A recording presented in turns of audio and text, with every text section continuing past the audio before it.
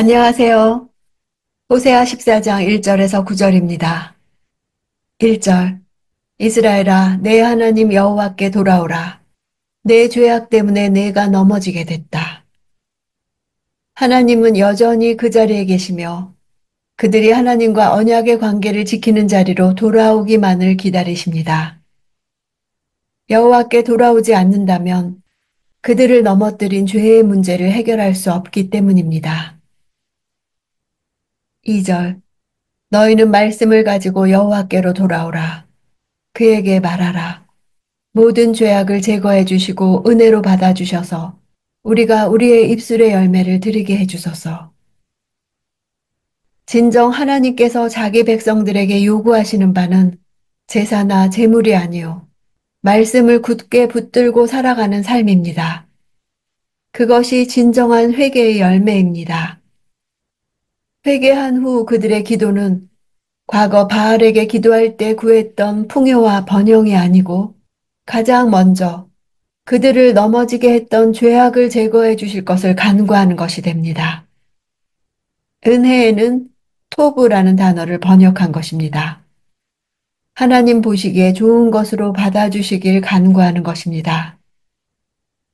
회개하고 하나님께로 돌아와 새로운 관계 속으로 들어가게 될 하나님의 백성이 이제 그분께 드리는 제물은 송아지 제물이 아니라 진실한 마음으로 고백해 올리는 입술로 드리는 제물이 될 것입니다. 3절. 아시리아가 우리를 구할 수 없습니다. 우리가 말에 오르지 않을 것입니다. 우리 손으로 만든 것을 우리가 더 이상 우리의 신이라고 말하지 않겠습니다. 고아가 주께 긍휼히 여김을 받기 때문입니다. 여호와께로 돌아오라 하는 하나님의 말씀에 이스라엘은 하나님이 가장 듣고 싶어 하시는 말로 응답할 것입니다. 이것이 우리 입술의 열매입니다.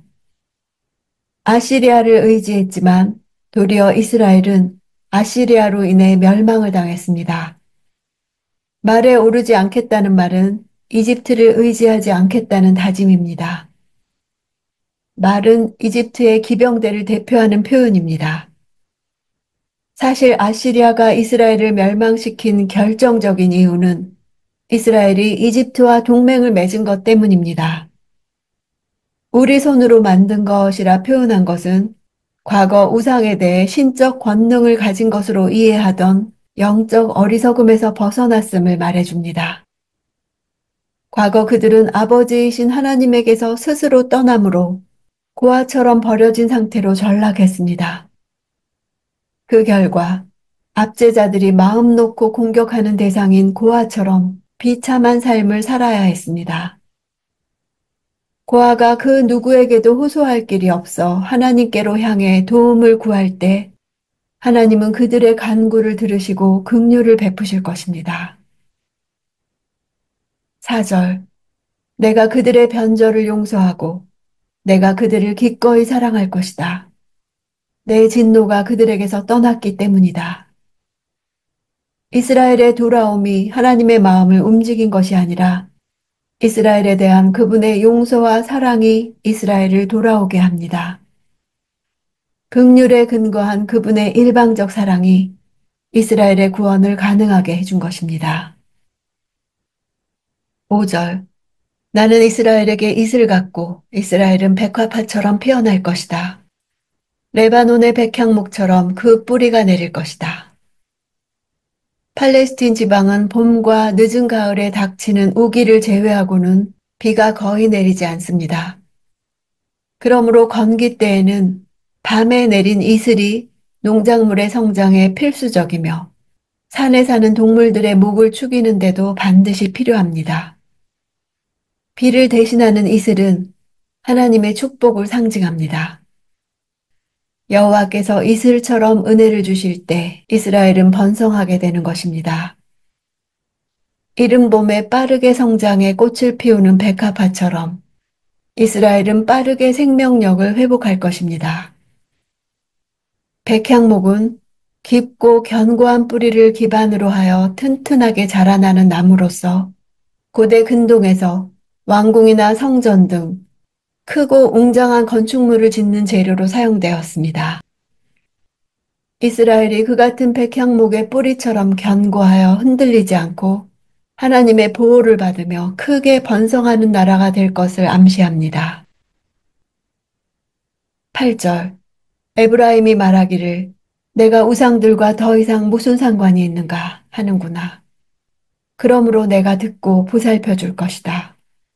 나는 잎이 무성한 삼나무 같으니 나로 인해 내 열매가 맺힐 것이다.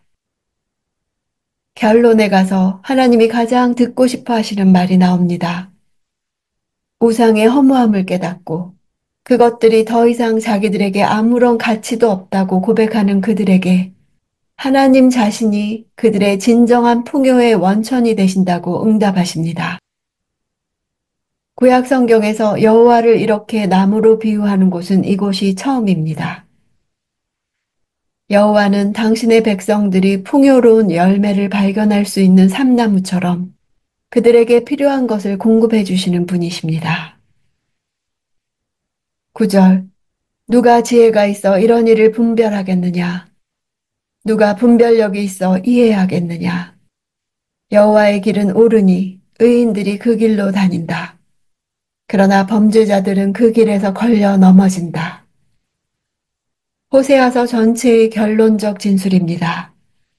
마치 잠언과 같은 지혜서에 나타나는 교훈을 줍니다.